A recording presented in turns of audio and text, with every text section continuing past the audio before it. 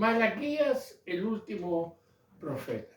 Si usted mira la serie que estamos desarrollando, que se titula Principios y Demandas, es una serie, es una forma de estudiar Malaquías, no es exclusivo mío, no puedo estar diciendo, ¿no? Pero uno interesante como está desarrollado, lo que está con el signo o el verde, lo hemos visto, ¿ya? Y lo que está con la pregunta está por verse. Y estamos desarrollando ya hoy día en la quinta exposición de el principio de la obediencia. Ahí estamos, la obediencia. Estamos hablando acerca de eso. El pueblo había desobedecido en algo específico y Dios lo aclara y demanda de él algo. Hoy día estamos desarrollando el concepto de la obediencia. ¿A quién? A Dios. ¿Ya? Entonces, no olvidemos el bosquejo que tuvimos en Malaquías 3:7. ¿Ya? Usted sabe que los colores que están, las declaraciones, tienen que ver con el versículo 7 para relacionarlo. Entonces, estuvimos varias semanas trabajando con el versículo 7, que está dentro del contexto de la obediencia. La obediencia está desarrollada en Malaquías 3:7 al 12, capítulo 3, versículo 7 al 12. Hemos estudiado el 7 y hoy día vamos a empezar a estudiar el 8, 9 y después seguimos hasta llegar al 12. ¿Ya? Estamos desarrollando bien el concepto de la obediencia. Obediencia. ¿A quién? A Dios. Bueno, la famosa pregunta, ¿en qué hemos de devolvernos? Hoy día Dios lo responde. ¿En qué nos hemos defraudado? ¿En qué? El pueblo tenía una dureza en su corazón que llegaban a ser hipócritas en las preguntas. O a lo mejor sinceramente no se daban cuenta. ¿Ya? Entre comillas, sinceramente equivocados. ¿Ya? Entonces, vamos a ver un pequeño resumen.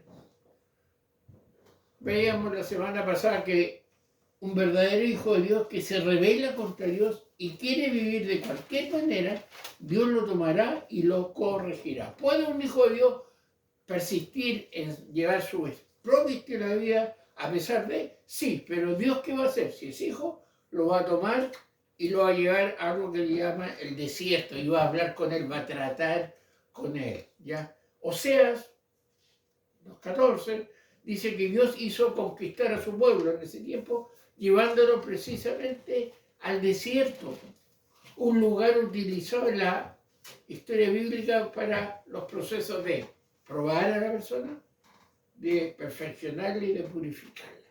Entonces, cuando alguien que es creyente persiste en una vida desordenada y es creyente, es salvo tarde o temprano y dice, vamos para el desierto.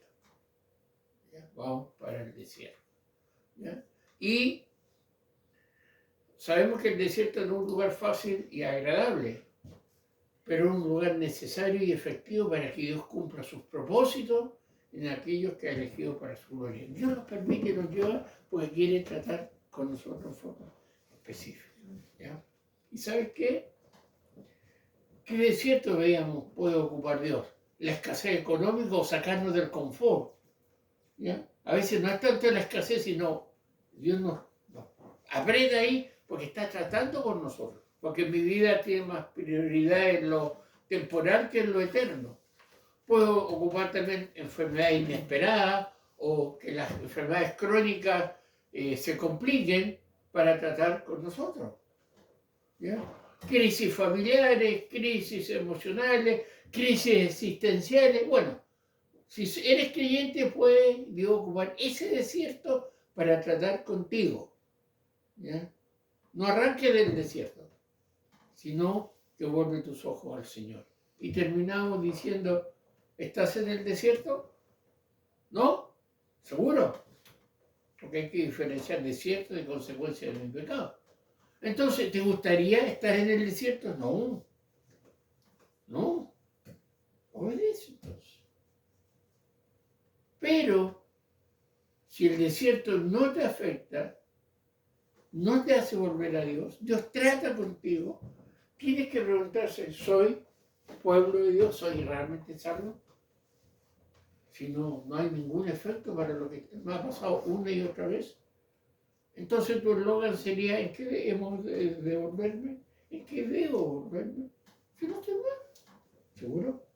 Hoy día vamos a ver que la obediencia va más allá de uno y dos, va mucho más allá. El Señor nos ayude. Entonces hoy día, en la quinta parte del principio de la obediencia, vamos a estar trabajando con Malaquías 3, 8 y 9. Vamos a empezar a trabajar con Malaquías 3, 8 y 9. ¿Qué dice? Dice así, ¿robará el hombre a Dios? Buena pregunta. Pues vosotros me habéis robado y dijiste, ¿en qué te hemos robado? En vuestros diezmos y ofrendas. Maldito soy con maldición, porque vosotros, la nación toda, me habéis robado. Podemos sacar una conclusión rápida al mirar el versículo, que aquel que le ha robado a Dios es maldito. Pero cuidado, cuidado. A lo mejor tú dices, no, en este aspecto, gracias al Señor, qué bueno, pero va más allá de diezmos y ofrendas. Eso es lo que vamos a estar mirando hoy día. Porque el concepto de la obediencia, para entender el concepto de obediencia tenemos que retroceder y remontarnos hacia la vida de Abraham. Usted sabe que fue llamado por Dios, el padre de la fe, etcétera, etcétera. Dios hace un pacto, que aún nosotros somos parte de ese pacto, porque somos parte del pueblo del Israel espiritual, ¿ya? Y Dios establece en el pacto una relación recíproca. Yo doy, tú obedeces. Yo entrego, o sea, no era solamente de parte de Dios, sino que es una parte activa del pueblo, ¿ya? Dios promete bendecirle y Abraham es comprometido a obedecerle. Yo te bendigo, tú obedeces. Tú obedeces y yo te bendigo. Tú desobedeces, yo aplico disciplina. ¿Ya? ¿Por qué? Porque Dios llama a un pueblo y establece ordenanzas como padre. ¿Ya? Esto es lo mismo que en cierto aspecto con nuestros hijos. Obedeciste, eres primero, desobedeciste, mereces castigo. Bueno, ahora no, la psicología dice ahora que no hay que traumar al niño, lo dejan hacer, crían delincuentes. Pero aquí hay un pueblo, un padre, Dios establece normas y si violamos las normas tenemos consecuencias. ¿Ya? Abraham con toda su simiente debía obedecerle como a hijo. Y lo vemos nosotros, nos damos cuenta. ¿Por qué? Porque hay un concepto de la obediencia que tiene que quedarnos grabado hoy, el día de hoy, que dice así. La obediencia era la garantía perpetua de la provisión divina en todos los aspectos de su vida. O sea, si tú me obedeces, yo te bendigo. Si tú no me obedeces, tienes consecuencias. Es lógico. Ahora, la misericordia igual está. Como siempre he dicho, algunos confunden misericordia con bendición. La misericordia, hasta el converso más rebelde, la disfruta, comillas. La bendición es consecuencia de la obediencia. ¿Ya? Entonces algunos están en desobediencia, pero están disfrutando de la misericordia y creen que están bien. Pero si son hijos de Dios, el desierto está al lado, o ya están en el desierto y saben que están mal. Entonces, cuando hablamos de esto, del principio de la obediencia, no olvidemos a Abraham, ¿ya? Ahora, la historia de Israel, hermano, nos demuestra los efectos de la obediencia y también de la desobediencia al pacto establecido por Dios como pueblo escogido. Ahí lo podemos ver. Miremos la historia de ellos cuando obedecían, pum. Cuando desobedecían, pum. ¿Ya? Hay enseñanzas muy claras, ¿ya? Este patrón de conducta puede observarse en todo el libro del profeta Malaquías. ¿Ya? Lo vemos. Por eso hay 7 por lo menos principios violados, mínimo. Y un pueblo que hasta preguntaba qué estamos haciendo. ¿Ya? Especialmente los versículos 7 al 12. Si usted lo ha leído, se da cuenta que ese principio de los efectos de la desobediencia o de lo que están haciendo están claramente establecidos. El principio a destacar en lo que estamos viendo en Malaquías es que Dios promete proteger a Abraham y a toda su descendencia, a ti y a mí. Hay una promesa, pero hay una consecuencia si yo desobedezco. Tiene que haber una consecuencia. ¿Ya? Tiene que haber. Si no cumplo, tiene que haber una consecuencia. Ahora, hay algo que no tengo que ignorar. Somos pueblo de Dios, somos escogidos, somos el Israel espiritual. Ya Dios ha llamado a su pueblo. Pero hay algo importante. Dios nos trata como individuos y da la fe a cada uno, y eso es parte del pacto. Llama un pueblo, sí. Dentro del pueblo hay inconversos, sí. Pero el trato de fe y de responsabilidad es contigo y es conmigo. Es individual. Yo no le puedo pasar la responsabilidad de obedecer a otra persona. No veo. Es individual. El trato es individual. Dios dice, tú eres un pueblo, pero voy a tratar a cada uno individualmente. Y en esto es muy importante tenerlo claro. A veces nosotros nos metimos, como se dice, se suben todos a la micro, se suben todos al carro de la victoria, pero acá Dios no, acá ve individualmente. A Fernando, a Carmen, a Toño, a Licha, ¿ya? A Felisa, trata individualmente. Y eso es algo que no tenemos que olvidar. Todos los integrantes del pacto, desde Abraham, serían tratados por Dios como hijos amados, gozando de las promesas y siendo obedientes. Todos estamos, ¿ya?, dentro de eso. Ahora, la pregunta que tenemos que hacernos ¿es todo esto aplicable a cada escogido en la actualidad? A lo mejor eso era para Israel, no. Usted me está hablando solamente del Antiguo Testamento. Hermano, al darnos a Cristo sucede lo mismo con nosotros. ¿Por qué? Escucha bien. Dios promete que Él proveerá las condiciones necesarias para que los elegidos perseveren en la fe, para que vivan en obediencia a sus mandatos. Es lo mismo, las promesas están, el pacto sigue vigente, con la diferencia que como Cristo murió por ti y por mí, me entrega las herramientas para perseverar y obedecer lo que Dios me está pidiendo. De esto aprendemos que la alianza o el pacto de Dios con su pueblo suponía una relación de obediencia, ¿ya? Obedecer es parte del pacto que tenemos con Dios. Y Dios dice, si tú obedeces, recibes esto. Si tú desobedeces, recibes todo. No hay término medio. Y eso el Señor nos esté ayudando. Por eso, al mirar lo que estamos estudiando hoy día, estos versículos tan clave, tan famosos, tan mal enseñados y manipulados, estamos hablando de obediencia. Es el concepto que tiene que estar en nuestra mente. Bueno, ¿qué sucede cuando se predica o se enseña o se lee Malaquías 3, 8 y 9? ¿Qué piensa usted cuando un predicador le dice, va a pedir los diezmos? ¿Ya? Va a pedir ofrendas. ¿Ya? Hay algunos que nunca han tenido el privilegio, han sentido el privilegio de diezmar. No alcanza, pastor. ¿Ya? Hay otros que se colocan más teológicos y dicen, no, el diezmo era para el Antiguo Testamento, para el pueblo de Israel. No estamos bajo la ley, estamos bajo la gracia. ¿Ya?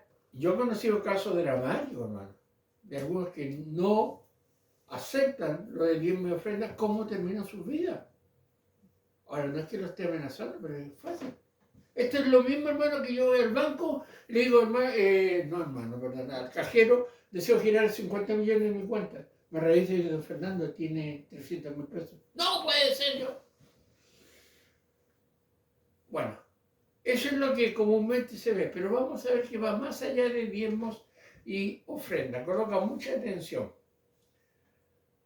Una de las primeras ideas preconcebidas al mirar estos versículos es plata, es dinero.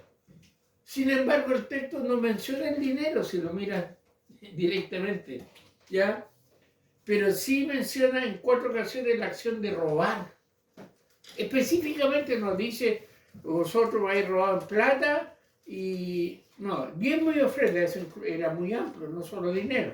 Pero sí 4 veces habla de robar. Nos trata de ladrón. La nación todo me ha robado, ¿ya? Para muchos este tipo de pasajes implican dos cosas. Para algunos ven un pasaje que puede utilizarse para conducir a las personas a dar dinero. Aquellos cuya intención es estafar a las personas. Lamentablemente sucede así. Hoy en día hay predicadores que se aprovechan de esto. ¿Ya? Y las inocentes ovejas llevan sus diezmos y ofrendas, inclusive en lugares donde no son ni alimentados, pero está la amenaza. Hay que si no lo atrae, ¡pum!, 50 rayos encima. Entonces lo hacen por miedo, no por agradecimiento ante el Señor. ¿Ya? Eso hay que tener mucho cuidado. ¿Ya? O otros usan este pasaje para demostrar que hoy nadie está bajo la responsabilidad de alguien más. ¿Se dan cuenta? No, eso era para el Antiguo Testamento, para el pueblo de Israel. Nosotros estamos bajo la gracia, cada uno de como propuso en su corazón. Y hasta lo cantamos. ¿Ya? Yo decía hace un rato atrás, yo conocí un caso dramático de aquellos que metieran todos los argumentos, y hebreo, griego, arameo y todo pero ve el resultado, hermano. Vamos a ver que el diezmo y la ofrenda no solo son diezmo y ofrenda, más allá de la obediencia. Coloquen mucha atención. También aquellos cuya intención es calificar diezmo como estafa y que dice que se debe dar voluntariamente como propone nuestro corazón. Hermano, hasta el momento, aquí quiero explicar algo, es difícil, quizás para alguno imposible, encontrar a alguien antidiezmo que desee o dé más del 10%. ¿Ya? Siempre la intención es dar menos, o de acuerdo a cómo me ha ido. ¿Ya? Pero rechazan el 10%, yo todavía no sé, puede que exista alguien que dice, no, yo no doy el 10, doy el 30, 40, 50. ¿Ya? Pero comúnmente el argumento anti-diezmo es para dar menos. ¿Ya? Es para dar... Mejor se lo explico más adelante. Existen dos extremos, hermano, en este aspecto, en cuanto a dar. El primero, la adoración a lo que es la parte material.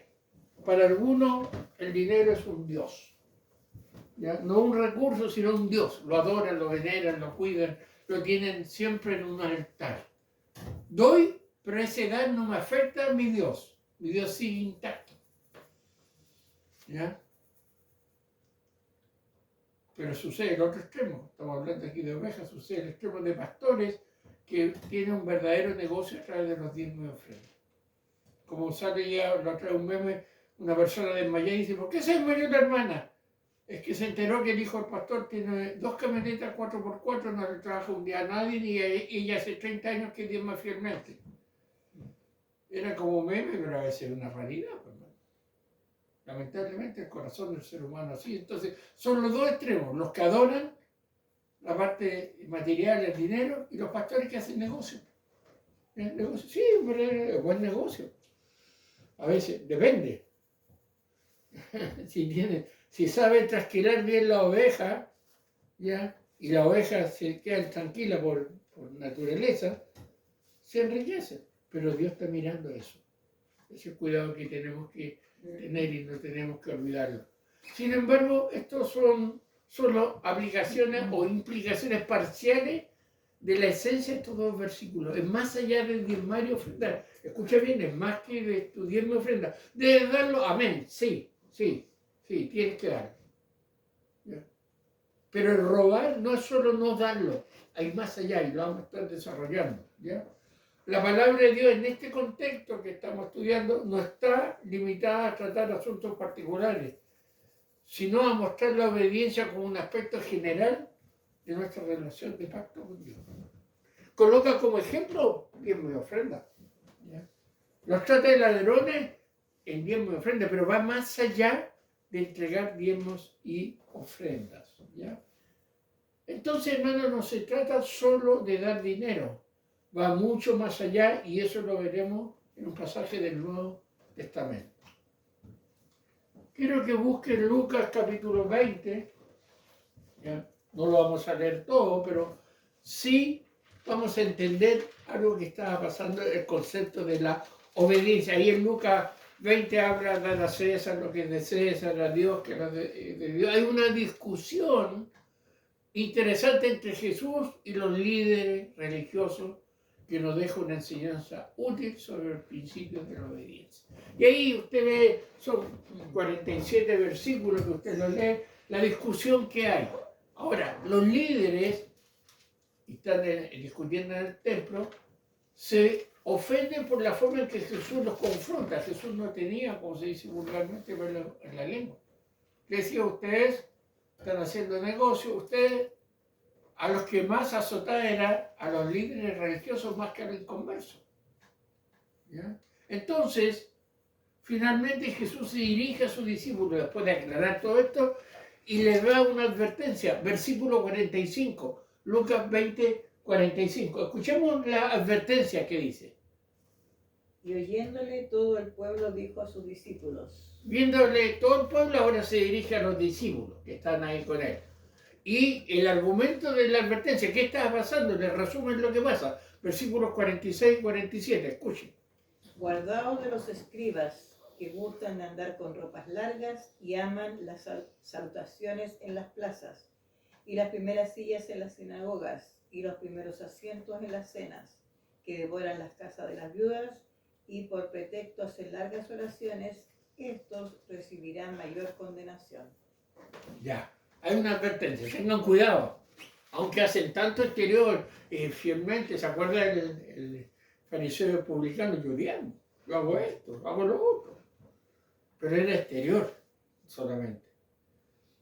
¿Ya? Ahora, ubiquémonos, Jesús aclara, da varias enseñanzas, demuestra, diga, tengan cuidado con esto hipócrita, y nos vamos al capítulo 21 de Lucas, que suponemos que Jesús seguía en el templo y observa una viuda pobre que le podría hacer una declaración importante.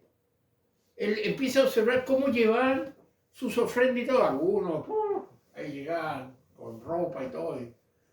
Pero él ve una viuda. ¿Ya? Y miren lo que declara Jesús.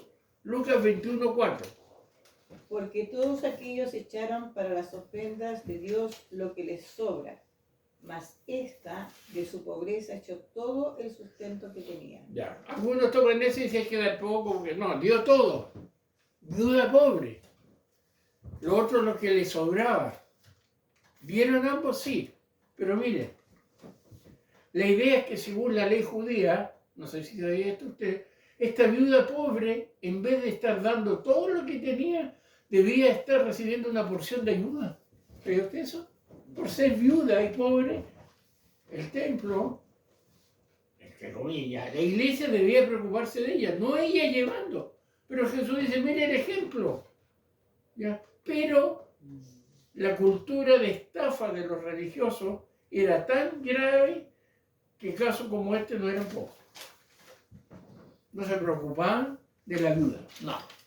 Se preocupaban de ellos, se preocupaban del templo, se preocupaban muchas veces del lujo. ¿Ya? ¿Va gastando la idea? Obediencia. Sí cumplían, pero la obediencia va más allá de solo cumplir en esta área.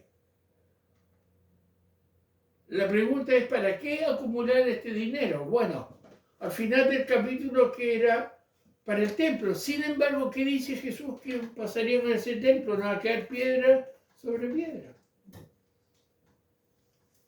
Y aquí hay algo importantísimo. Bueno, habían olvidado que la prioridad en el reino de Dios son las personas. Sí, lo importante son las personas. No lo que necesitan muchas veces las personas, no lo que le podemos muchas veces dar, que es necesario a veces, sino las personas. Tenían claro una verdad fundamental del reino de Dios, y esto es importante en cuanto a obedecer. Mira, lo siguiente. Es el nivel relacional lo que importa y no el nivel posesional. Muchas veces presentamos un evangelio para que la persona posea salud, dinero y amor. No esté relacionado con Dios, sino que posea. Entonces ama más las añadiduras que a Dios mismo. Llega a la iglesia para solucionar un problema llega a la iglesia para que le vaya bien, no para arrepentimiento de pecado y tener una relación personal con Dios como persona. Y lamentablemente la iglesia está cayendo en este juego. Por ejemplo, con los migrantes. No es malo en la iglesia que pueda mejor darle, pero lo está llamando para que posean, no para que se relacionen con Dios.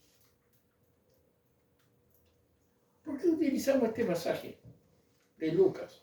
Simplemente porque eso estaba ocurriendo en el tiempo de Malaquías. ¿Ya? El pueblo, especialmente el liderazgo, estaba haciendo mal uso de los recursos y de lo que está. ¿Estaban obedeciendo exteriormente? Sí, pero relacionalmente había un problema. Muchos utilizan este versículo de Malaquías para pedir dinero a las personas, cuando en realidad la esencia es mostrar que Dios pide obediencia a su pueblo. Más que plata, pide obediencia. ¿Ya? Hermano, estos versículos que vamos a ver, 8 y 9, especialmente nos enseñan varios aspectos sobre el principio de la obediencia. Y empecemos en el 8. Tenemos la primera pregunta. ¿Robará el hombre a Dios? Buena pregunta. ¿Capta lo que está diciendo? ¿Robará el hombre a Dios? ¿Puedes tú robarle a Dios? Ya, pastor, va a empezar porque no hay Dios. No. ¿Puedo yo robarle a Dios? Vamos a contestar eso ya. Mire. Esta pregunta es algo que trata de algo que parece imposible y es una ilusión. ¿Cómo puede robarle a Dios? Simplemente es una expresión de asombro. ¿Robará el hombre a Dios? Dice Malaquías. ¿Robará el hombre a Dios? ¿Robará Fernando a Dios? ¿Le robarás tú a Dios? Bueno, este asombro, ¿ya? ¿Por qué es un asombro? Porque es algo muy atrevido de hacer. Atreverme a robarle a Dios, hermano. Hay que tener agallas para poder robarle a Dios. ¿Ya? Siempre yo cuento cuando hablo de este tema de una anécdota de un pastor mexicano que llegó a un lugar a predicar y había que atravesar un desierto para llegar a la iglesia. Lo fueron a buscar al aeropuerto, unos jóvenes muy entusiastas, pescan las maletas, se meten al vehículo y van por la mitad del desierto en la noche y de repente el pastor dice, ¡pare un poquito! ¿Ustedes 10 me ofrendan? No, que aquí, ya, me bajo. Le digo, pastor, usted va a quedar en el desierto, le pueden robar a usted. Ustedes le roban a Dios y no me van a robar a mí. Era una anécdota, ¿ya? Pero es asombroso por eso. ¿Qué más? Asombro porque es vergonzosamente desagradecido. Es como el papá que le da todo al hijo, va a revisar la billetera y el hijo le sacó plata. Duele, ¿eh? Es asombro porque es estúpidamente autodestructivo, dijo aquel. Se va acumulando con el tiempo, hermano. Y es asombro porque ciertamente va a ser castigado. ¿Por qué, hermano? Mire, Dios lo llamó robo porque tenía posición ilícita de lo que era de Dios. Estamos utilizando cosas que son de Dios, ¿ya? Y que si las tenemos, ilícitamente estamos robando. Alguien el otro día me aclaró lo que era hurto, robo, una con violencia. Bueno, con Dios somos muy sutiles muchas veces para robarle. Y no estoy hablando solo de diezmo y ofrenda. ¿Ya? No era eso de robar, porque solo los diezmos y ofrendas le pertenecían a Dios. De hecho, todo lo que tenemos le pertenece a Dios. Todo. Es decir, el tiempo Dios me lo da para administrarlo. Si yo le robo tiempo, estoy violando un mandamiento de Dios. Todo es de Dios. ¿Qué dice el Salmo 24:1? De Jehová es la tierra y su plenitud, el mundo y los que en él habitan. Todo es de Dios. No se olvide ese concepto. Sin embargo, escuche bien, Dios no te ordena a ti que le demos todo lo que le pertenece. Nos pide todo, ¿ya? Él nos permite mantener algo como administrador en su nombre. No te está pidiendo todo. En el caso del dinero te está pidiendo un 10%. Vamos a hablar de un 10%, ya. El otro 90% queda en tus manos para administrarlo. También es de Dios, pero queda en tus manos. Pero, ojo, cuidado con algo que a veces olvidamos. Los diezmos y ofrendas son diferentes a lo que Dios nos deja para administrar.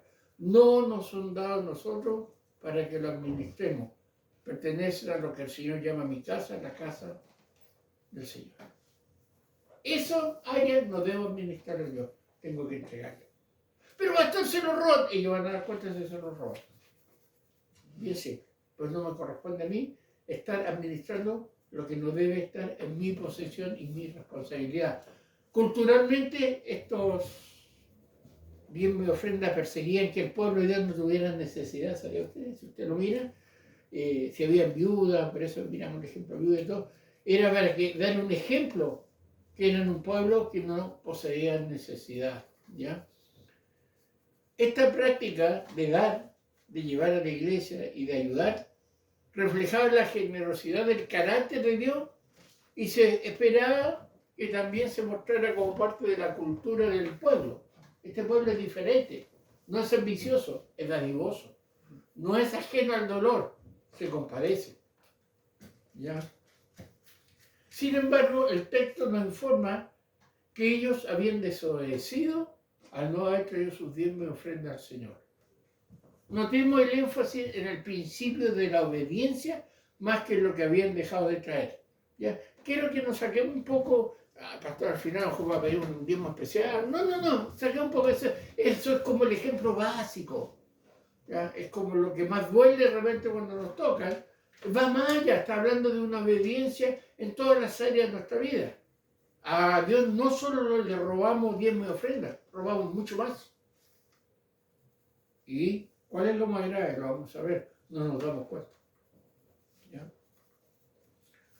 Es necesario, hermano, aquí hacer un paréntesis y decir al que argumenta que el diezmo no es del Nuevo Testamento y no es para el día de hoy. Muchos argumentan eso, y dan base, y hay predicadores, y hay libros que se dedican a eso, ¿ya? Y ustedes encuentran, son ladrones, están robando, y empiezan, bueno, escuche bien, estamos hablando de un 10%, ¿ya? Algunos dicen, a mí me conviene ser católico porque el 1%, ¿ya? Vamos a dar una explicación rápida. Mire, dado que el Nuevo Testamento no enfatiza el diezmo, no es que no lo nombre, pero no lo enfatiza como el Antiguo, uno podría no ser estricto con los cristianos. Si no lo dice, ¿para qué? Se lo va a ver que lo dé. Sin embargo, dar tiene que ser proporcional. ¿Ya? Eso es lo que hablan los que solo hablan de dar. De cada uno, cómo propuso en su corazón, según haya prosperado, ya, proporcional. Por lo que debemos dar algún porcentaje, si es proporcional. Por lo que el 10% es un buen punto de referencia. Para algunos el 10% debería ser en realidad el comienzo de sus donaciones. De ahí para arriba, no para abajo. Porque estoy buscando una referencia. ¿Cuánto tengo que dar a Dios? Bueno, colguemos como piso 10. Y pastor, ¿y si es 3%? Porque lo que sucede es que yo gano 20 millones. Y 2 palos duele darlo. Y si lo bajamos un 5 y empezamos como a negociar con... Bueno, mire, si tú piensas así, mira lo que decía un autor. Si nuestra pregunta es, ¿qué es lo más poco que puedo dar y aún así agradar a Dios? Entonces nuestro corazón está en el lugar incorrecto, no está bien puesto. Mira la pregunta, ¿qué es lo más poco que puedo dar y aún así agradar a Dios? Eso es lo que cuando empezamos a cuestionar lo que Dios nos pide. ¿Qué es lo más poco? ¿Cómo puedo dar menos tiempo, dar menos recursos, dar menos dones, menos prioridades? Mi corazón se ha ido del lugar donde debería estar. ¿Qué es lo más poco que puedo dar y aún así agradar a Dios? Deberíamos tener la actitud de algunos cristianos primitivos. ¿No estamos bajo la ley? No, que decía, no estamos bajo la ley del diezmo, podemos dar más. Me gustó esa actitud. Ya no estoy bajo, ya, listo. No está esa ley. Entonces puedo dar más. Porque la ley me exigía el 10. O me lo exige. Si yo no te lo he hecho, puedo dar más que el 10. El dar y la administración financiera son asuntos espirituales, no solo asuntos financieros. ¿Sabe usted eso? Busque Lucas 16:11. El dar, la administración financiera de lo que tenemos, no es solamente algo financiero, sino algo espiritual. Muestra mucho de la vida espiritual del cristiano. ¿Ya? Como decía una persona en broma, muchos son, si yo era el profeta, entraría en vez de que sacaría. Y dice Lucas 16:11. Pues si en las riquezas injustas no fuisteis fieles, ¿quién os confiará lo verdadero? Buena pregunta.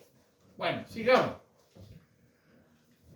Dijimos que estos versículos 8 y 9 notamos el énfasis en el principio de obediencia más que lo que dejaron de traer diezmo y ofrenda. Esta misma verdad se aplica a nuestra realidad, pues muchos dicen ser creyentes solo por asistir a una iglesia o por dar el 10% de su ingreso. Pero, ¿es el carácter de Dios formado en sus vidas? ¿Mi vida refleja los atributos comunicables de Dios, mi Padre? Qué bueno, gloria a Dios, Dios te ocupa, cumple su promesa cuando das. Pero va más allá, ¿cómo mi vida es compatible con lo que estoy dando? ¿O con lo que yo voy fielmente a la iglesia? Es bueno preguntarse eso, porque la obediencia va más allá de estas dos cosas. Recordemos, el dar y la administración financiera son asuntos espirituales, no son asuntos financieros. Escucha, el problema en los tiempos de Malaquía radicaba en que las personas habían olvidado de Dios. Su actitud tiene que ver con Dios mismo, pues al decirle me han robado, se refiere a que lo están ofendiendo a Él y no se han dado cuenta de ello. El problema va más allá. Ustedes me han robado, la nación toda. ¿En qué le hemos robado? ¿En qué le hemos ofendido? Buenas preguntas.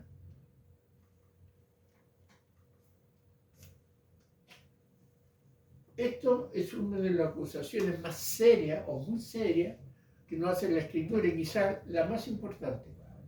Poder, querer y haber robado a Dios. Es seria la acusación, hermano. No es una broma. ¿Ya? No es un delito. Insisto, no solo Dios me ofrenda, pero yo puedo, quiero y robo a Dios.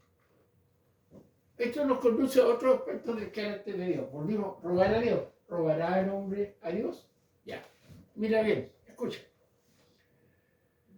En forma concreta debemos entender que a Dios no se le puede robar. Pues si estrictamente hablando, ¿qué le podemos robar a Dios? ¿Qué le podemos robar a Dios? Si lo acaba de decir pastor, diezmo, ofrenda. No, espérate un poco. Estamos hablando de robar a Dios. Sigamos la idea. No está en nuestro alcance privar a Dios de nada en absoluto. Y esto incluye nada de lo que Él tiene y mucho menos de lo que Él es. Hermano, si yo no doy a Dios, ¿tú crees que Él afecta a Dios? ¿Lo hace menos Dios? ¿No logra sus propósitos? Lo hace igual. El que se afecta eres tú y yo, por no obedecer. Por ejemplo, congregarse, que es una orden de parte de Dios. ¿Ya? Estar en comunión con Dios el día domingo. Qué bueno que tú estás escuchando al Señor. ¿Ya? No dejando de congregarse. Una orden que hay que obedecer. ¿Ya? Dios no pierde nada si yo no voy o no me conecto. Nada. Dios no. Sigue siendo Dios. ¿Robará el hombre a Dios? Vuelve la pregunta. ¿Acaso podríamos sustraer algunos de sus atributos y por causa de ellos Dios sea menos de lo que decía ser? No. Pues todo es suyo. No varía, hermano. Para nada. Para nada. Y eso hago un paréntesis, eso lo vamos a ver el martes en los atributos de Dios, la soledad de Dios. Te adelanto algo, Dios no te necesita, no me necesita. Cierro paréntesis. Pensemos en esto, hermano. ¿Ya? Hagan lo que hagan, no voy a cambiar a Dios como es, en su esencia. Aun cuando todo lo que pertenezca a Dios lo tengamos a nuestro alcance, ¿ya? No importa lo lejos que vayamos o lo mal que lo administremos, lo que es de Dios seguirá siendo de Él. Lo que estemos utilizando mal o en contra de la voluntad de Dios sigue siendo de Él, pues nosotros mismos somos de Él. Dios no necesita nada en lo absoluto que nosotros podamos tener o podamos hacer o podamos dar. No lo necesita. Dios no lo necesita. Escucha, ¿había razonado eso? ¿Ya? Como decía por ahí un predicador, yo no le hago ningún favor en congregarme a Dios. Nada. No le hago ningún favor en conectarme. A Dios no. Él no lo necesita. Sigamos viendo la idea. Dios es independiente a lo que somos y lo que tenemos. Es independiente, es Dios. Dios es libre de hacer lo que quiera, como quiera y cuando quiera, de todo lo que pone en nuestras manos. Porque es Dios, pues, hermano. Y no es un capricho, sino Él es soberano. Me entrega y hace lo que quiera, como quiera y cuando quiera. Y eso incluye todo. A pesar de lo anterior, el principio de la obediencia pone en relieve la posibilidad de robarle a Dios, pero eso no es lo más grave, sino el hecho de que no seamos capaces de verlo. No sopeso, no veo la gravedad de no orar, de no leer la Escritura, de no congregarme, de no dar a Dios. No lo veo. Como yo tengo un Diosito de amor, que lo tengo como junior, anda para allá, anda para acá, hace esto, hace lo otro. Él me sirve a mí en vez de yo servirle a él. Lo grave no es que lo esté haciendo, es que no lo veo. ¿Ya?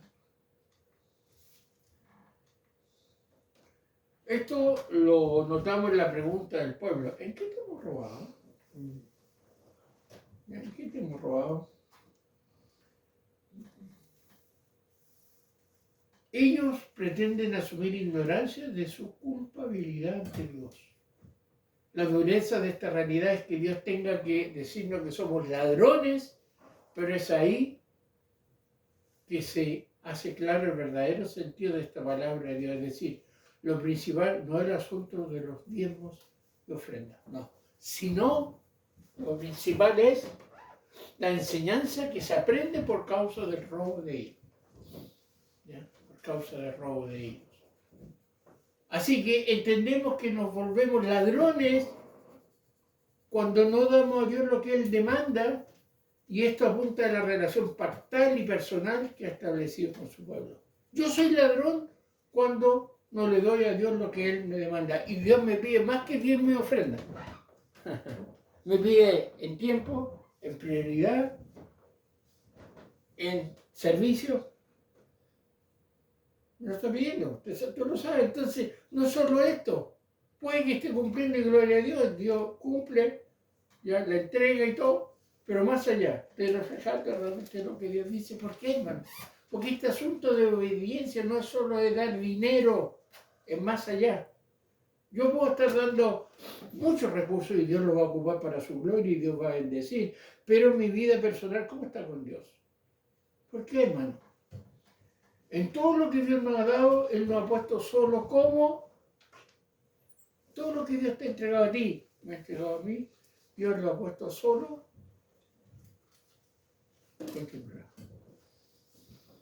Lo que tenemos que ver hoy día es que Dios me dice, obedece. ¿Ya? Y que Dios me desafía a no robarle.